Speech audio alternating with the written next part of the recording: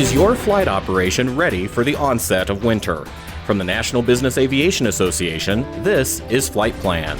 This week's podcast is brought to you by Whiting Aviation Park, ready to grow your business in Santa Rosa County, Florida. I'm Rob Finfrock with your trusted source for business aviation news.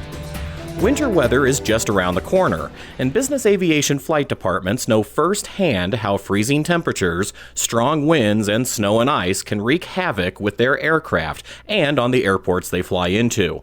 But is your operation doing everything it can to prepare for the coming winter season? We have actually made a very significant effort to start actually getting our crews to think about winter ops way before winter ops start, and start having those flow processes into our normal SOP, so that way when winter ops do occur, they don't hinder or they don't limit our typical SOPs that are the ones that are keeping us safe. Dan Ramirez is General Manager for the Air Shuttle Group of Exojet Aviation and lead for the NBAA Safety Committee on Single Pilot Training Operations.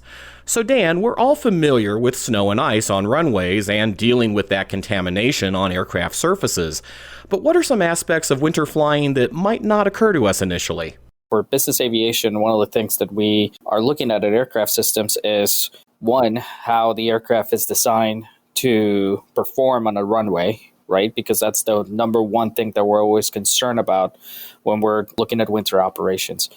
And two, how those systems interact within the environment. So on the runway, we usually have one of the major systems that we don't think about and we don't check often enough as aviators, which is our tires and wheels. And what I mean by that is not just looking at them and making sure that the condition's right, but tire pressures. As we all know, tire pressure and the coefficient of pressure is what dictates what kind of tire footprint we're going to have on our runway. And that tire footprint is also going to give us our slip coefficient, and it's going to give us our hydroplaning coefficient. That is key for us that when we're performing all of our performance calculations, when we're trying to figure out how much runway we're going to use in a particular day, including with all of our TALPARC numbers and all of our contaminated numbers, we don't usually pay a lot of attention to that. So one of the major things that we're going after, especially not just in our fleet, but as a single pilot working group and in the NBAA Safety Committee, is making sure people realize how critical tire pressures are to that calculation. The second part is our typical SOPs. So what we've seen from especially our own fleet and our own aviators is that they focus so much on what's going on with holdover times, with icing fluid, with what the systems are doing, that they forget about our typical SOPs and about our typical flows. And we're introducing an element that is not there every time of the year when we're doing our normal SOPs. It is a significant human factors work that needs to be done with each one of the crew members to slow down, to really think about what they're doing and adding additional tasks to their day that are not usually there, it's a real challenge for us. Winter weather can also be a challenge for FBOs working to keep their ramps clear and their hangars available during inclement conditions. Michael Lawrence is the operations manager for Premier Jet Center at Flying Cloud Airport near Minneapolis. As far as getting prepared for the season in general, a lot of that is focused around training. Typical line service departments will see some turnover from year over year. So you'll have some new employees that have never worked your ramp before in winter season, but you have seasoned staff who hasn't dealt with winter operations for 6 to 10 months, depending on when the last snowstorm was. So getting the training back in place for what changes when winter hits.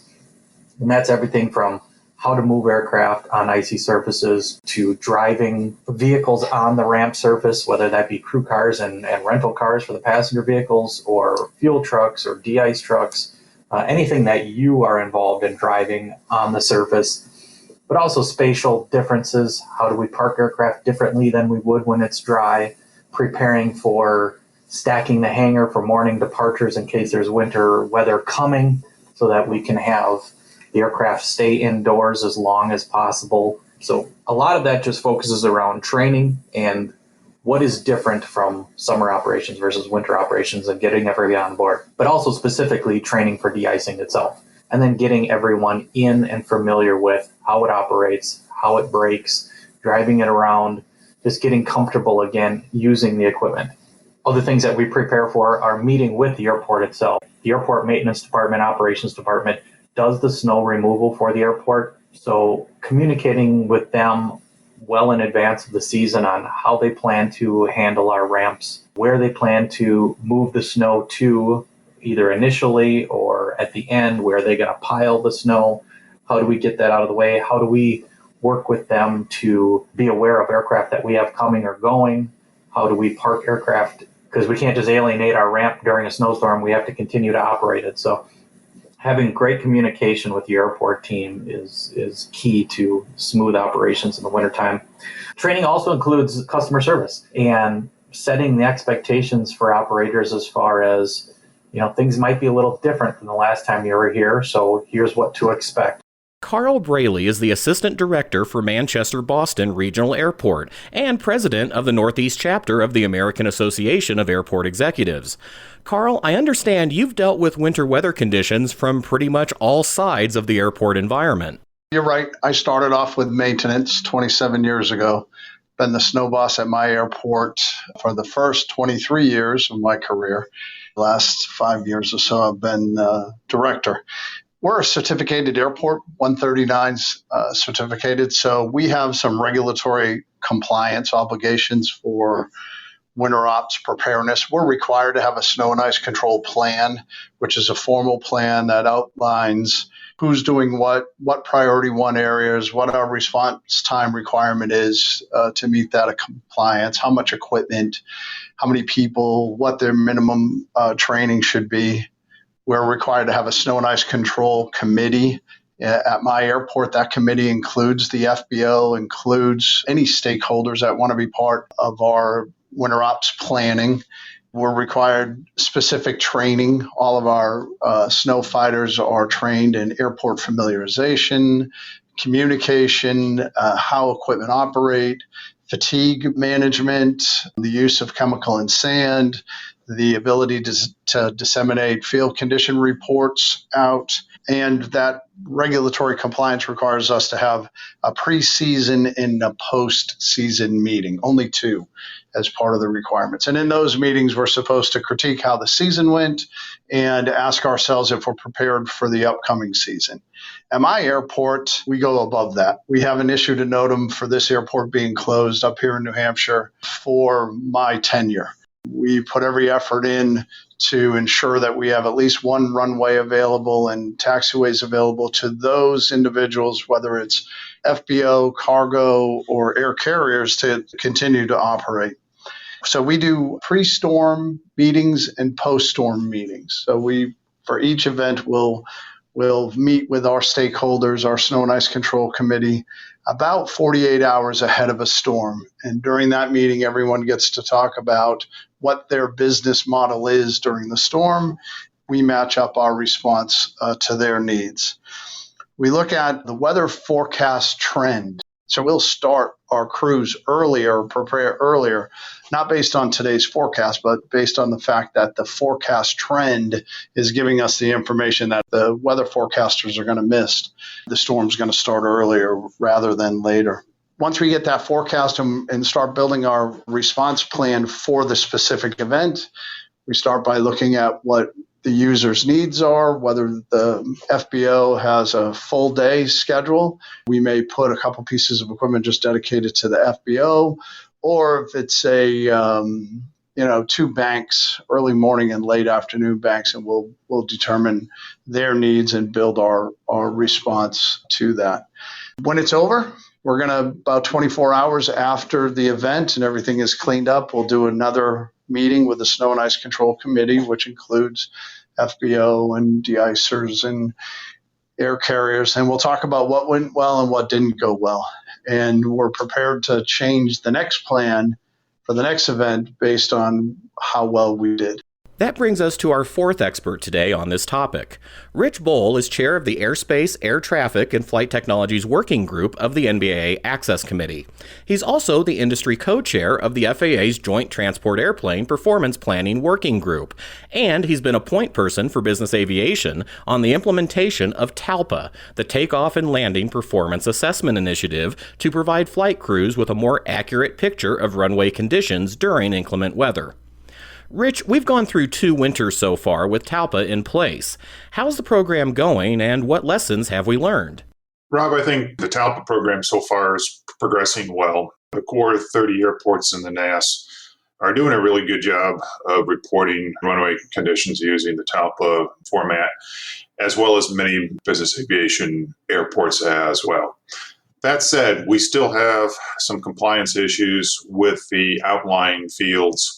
There's a lot of times when the runway conditions are not being reported, or the Talpa, the FICON NOTAM conditions are not monitored, is not being posted, and there's no note in the airport facility directory, or the chart supplement as it's known now, informing the pilot that the conditions are not monitored between these hours. So we're still seeing some areas where there's little inconsistent reporting the runway conditions using the Talpa methodology. Luckily, last year we had a fairly mild winter across the United States, so it was hard to assess whether there was a growing trend or not. We'll get a better look, hopefully, again this year to see. But we're looking for more airports, particularly the non-certificated ones, to be consistently reporting their runway conditions using the Talpa format. Talpa AC is in development by the FAA. That AC is going to replace all the existing SAFOs and the current runway overrun prevention and advisory circular. Where we're still having some issues, in addition to what I just talked about with the consistent airport operator, is trying to get pilots to use the Talpa data, or absent if they don't have the Talpa data, the landing distance factors table that were published in the Info 19001 that came out early last year. The biggest issue that we've got now is the availability of the Talpa compliant performance data. This data would be used in lieu of the landing distance factors tables that are published in the Info. And really the issue here is getting the manufacturers to provide the data. And that's not likely to happen for existing aircraft, from what I understand. It's basically a date forward. New airplanes are going to have it, but the older airplanes are not.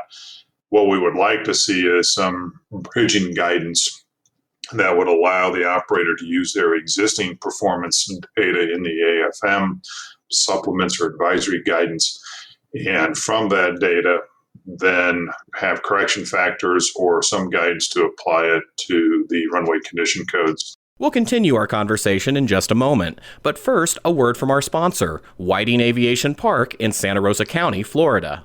Ready to grow your business? Whiting Aviation Park can help you take off. Here, you can develop up to 200 acres for manufacturing, maintenance, repair, or overhaul operations adjacent to NAS Whiting Field, with access to its 6,000-foot runway. You'll be able to reach high and go far from Santa Rosa County, Florida, home to a large, skilled, military-trained workforce. If you're serious about growing your business, learn more about the incentives waiting for you at whitingaviationpark.com. We're back now with our panel discussing how to prepare for flying in the coming winter season. Dan Ramirez, please tell us a bit about the steps you've taken at Exojet Aviation to prepare not only your aircraft for winter, but also the maintenance and flight crew sides of your operation. I'll start first with aviator side, and then I'll go to the tech side. For our aviators, and actually as a company as a whole, one of the things that we try to do is we try to get a safety stand down before winter operations start. And we try to do it well early before the conditions set into all of our airports that we operate in. And we've had really good success because what we do is the same way the airports grab the data from the winter before, we grab the data from our winter before, and we'll look at some case analysis as well as we partner with our aircraft manufacturers and see if there's any additional service bulletins that we need to be aware of, any changes in our operational procedures that we need to do. And we do it in a setting where focus on not flight operations, but we're focused on what's going on. So from a flight ops perspective, that is a huge advantage to be able to bring everybody in, not just our pilots, but our dispatchers, bring in our technicians, and kind of have an understanding and a view of what that winter is going to look like moving forward. The other thing that we do, and it's very much related to human factors, especially for our techs, is fatigue management as well as work analysis during winter. Because our work conditions do dramatically change when we're on the ground, we actually partner with each one of the airports that we operate in It's amazing that we as aviators sometimes don't think of the airport as a partner, more as a customer to business transaction. So I would encourage everybody as we're going through our systems, right? And most of us kind of know what are big airports that we're going to hit in winter operations. And we understand that we really treat our airports as partners and as part of the equation. Treat your airports as partners, treat your service providers as partners, and it's going to make your whole winter operations that much easier as you go through it. Michael Lawrence, I'm sure you'll agree that kind of collaboration is important from the FBO side as well. I think it's understated how important communication is. I mean, we always say that, but winter ops is incredibly important for great communication. We know business aviation. We know there's not a schedule. We know that we're waiting for typically the people in the back to show up or change their plans, but communicating as often as anything that you know is happening helps us prepare for you. It's not that we can't handle the pop-ups. It's just that we want to provide great service, and the more information we know, the better. We can always change, but if we don't know, then we're scrambling. So as far as finding out if there's hangar space available, just giving us an update on the date and time that you plan to come is crazy important. We can track you in the air. We can see if you're going to be later. We can see and we can handle cancellations. It's all of that's not a big deal. It's the show up unexpected that makes us scramble because we want to make sure we're staffed adequately. So just having as much advance notice is super helpful to allow us to prepare for you for your departure or your arrival. And then just asking for patience and flexibility because we are working with Mother Nature. We are working with airport maintenance. We have employees trying to get through snowstorms in sometimes rural areas, trying to get to work on time. So the snow challenges all of us, and we do our very best to be prepared as best we can to make sure your operation goes smoothly. Carl Braley, what advice do you have for business aviation operators flying into your facility in New Hampshire or to other airports as we approach the winter weather season? COVID will have an impact on winter operations this year. Whether aircraft operators are going to notice it or not, my fear is some service is going to be diminished either for cost-cutting measures because some of the airports are operating at 20 to 30% of the revenue, some even less, or the fact that we've got to protect our snow fighters from the pandemic, meaning we have to disinfect and sanitize and split shifts in half. So look for, or at least talk to your airports about, what COVID's going to do to this winter operation season. The other thing I'd like you all to know is we need pilots' perception. We don't necessarily see it. No one's reporting for you. When we meet with airlines or the FBOs, we're given your flight time, we're given the type of equipment that's arriving. But what snow fighters don't know is we don't know that there's a crosswind component for you when we're giving you runway condition codes. So if we're giving you runway condition codes of 3 and we are not paying attention to the crosswinds, we're expecting you to land not knowing that the type of aircraft you have may be unable to land on 3 if there's a 15-knot crosswind. We don't have that information. We don't know all the factors for landing long or a tailwind, or if you're landing heavy, or if you're landing on my runway that has a 1.5 degree downslope if you're coming in from the south. So that communication needs to get out to the snow fighters. There is a certified training for snow fighters now. So there's the International Aviation Snow Academy, which certifies airport snow fighters, which introduces them to this type of information. Otherwise, if your airport's not using certified snow fighters, they're not calculating your factors into their snow plans. I will tell you that airports try to treat every aircraft equally. We want every flight to come in, and we're doing everything in our power to get you, or we should be doing everything in our power to give you no worse than wet runway conditions. Don't expect taxiways to look like runways, though. Our priority is to get you down, safe, landed, and unfortunately, that takes most of our resources. So be prepared to exit onto a condition that's far different than the runways. Communication and planning are definitely emerging as important themes when we talk about flying safely in winter conditions. Rich Bohl, what are some resources available for pilots on handling winter weather, and what areas do they address? Both Transport Canada and FAA publish annually the seasonal holdover table and de-icing fluid guide. This is a comprehensive document that discusses the application of the fluids. The application guide is pretty much for the folks that are actually applying it and using the fluids, but there's a lot of good flight crew information in there as well. The seasonal holdover tables provide the yearly updates to the different types of fluids that come out, any changes to the holdover times for those tables, and any changes to the application information on it as well. Frequently, the OEMs will take those tables and will provide them to their operators as AFM supplements or pilot guidance supplements. And a lot of the times, the application information is adapted for their particular type of aircraft.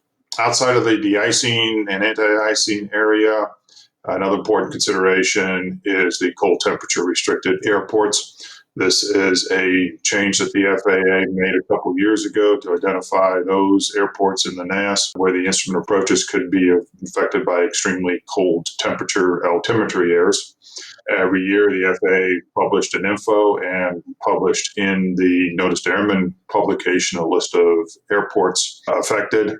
That information went out to the charting agencies, and on the U.S. government charts, the snowflake was added. On the Jeppesen charts, a note was added with the appropriate temperatures. With the sunset of the Notice to Airmen publication in May, that information has now passed to the AIM. So with the April edition of the AIM, there was a brand new section added where we discussed the cold temperature airport correction process. So that guidance now lives in the AIM. In addition, the cold temperature restricted airport list has now moved to the FAA's digital terminal procedures publication page on the FAA's website. So if you want that list and the specific segments of an approach, just go a search for terminal procedures publication. Go to the search page and scroll down to the bottom. It'd also be a good time to review the SAFOs on Talpa. And I would encourage operators out there to begin incorporating this type of guidance, the Talpa application in their training. When they go to the Part 142 schoolhouses, ask the training provider to put you at a runway that has some challenging runway conditions.